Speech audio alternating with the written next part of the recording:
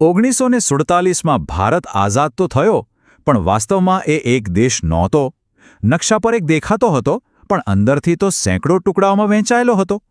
આઝાદી તો ફક્ત એક શરૂઆત હતી, પણ એક અખંડ રાષ્ટ્રનું નિર્માણ કરવું એ સૌથી મોટો પડકાર હતો.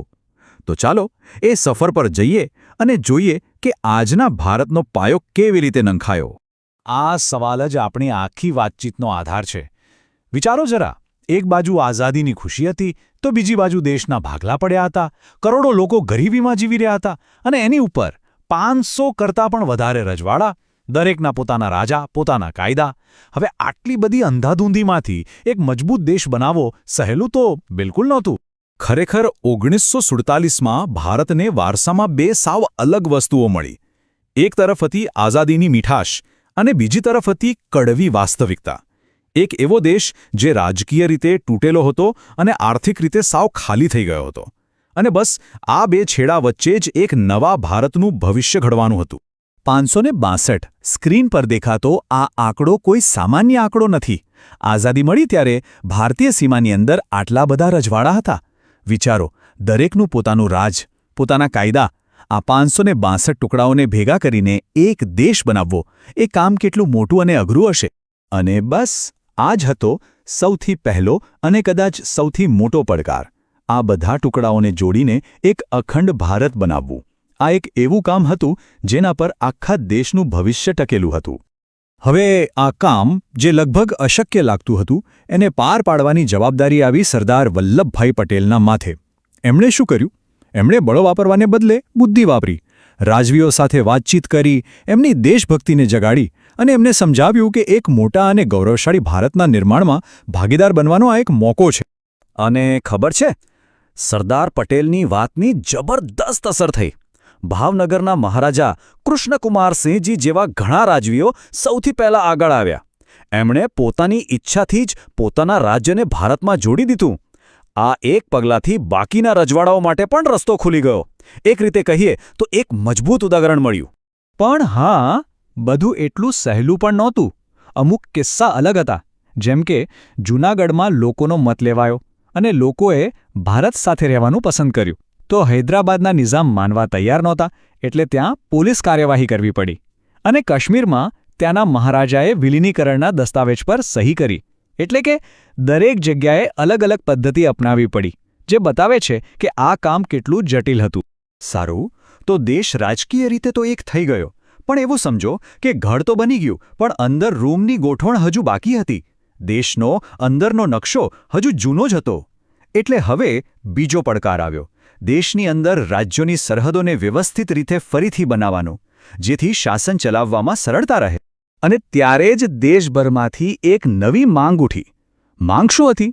કે ભાઈ, રાજ્યોની સરહદો ભાષાના આધારે નક્કી થવી જોઈએ. વિચાર એકદમ સીધો હતો.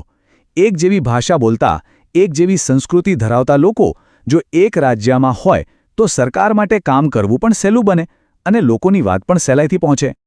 તો આ માંગને ખૂબ ગંભીરતાથી લેવામાં આવી. 1953માં એક કમિશન બન્યું જેનું કામ જ આ હતું. એ કમિશને ખૂબ અભ્યાસ કર્યો અને પછી ભલામણો આપી. એના આધારે જ 1956માં એક કાયદો આવ્યો અને ભારતના અંદરનો નકશો આખો બદલાઈ ગયો. 14 નવા રાજ્યો અને 6 કેન્દ્રશાસિત પ્રદેશો બન્યા. અને હા, આ જ પ્રક્રિયાના ભાગરૂપે 1960માં મુંબઈ રાજ્યના 2 ભાગ પડ્યા અને આપણા ગુજરાત અને મહારાષ્ટ્ર રાજ્યની રચના થઈ.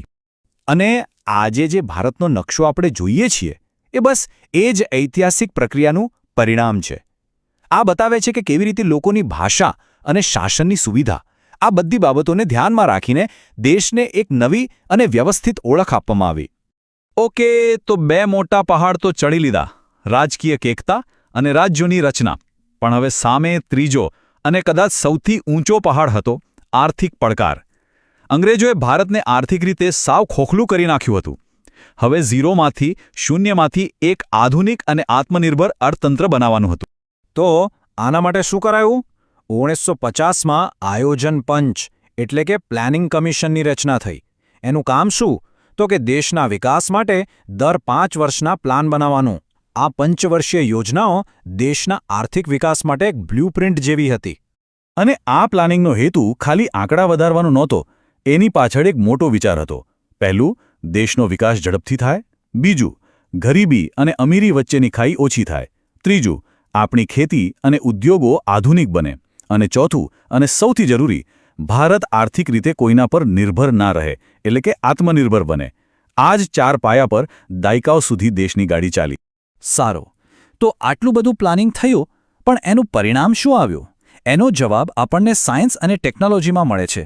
ચાલો જોઈએ કે કેવી રીતે. ધીરે ધીરે આ પ્લાનિંગની અસર દેખાવા લાગી. ઇલેક્ટ્રોનિક્સ, એનર્જી, સ્ટીલ, ટેલિકોમ્યુનિકેશન આ બધા ક્ષેત્રોમાં મજબૂત પાયો નંખાયો.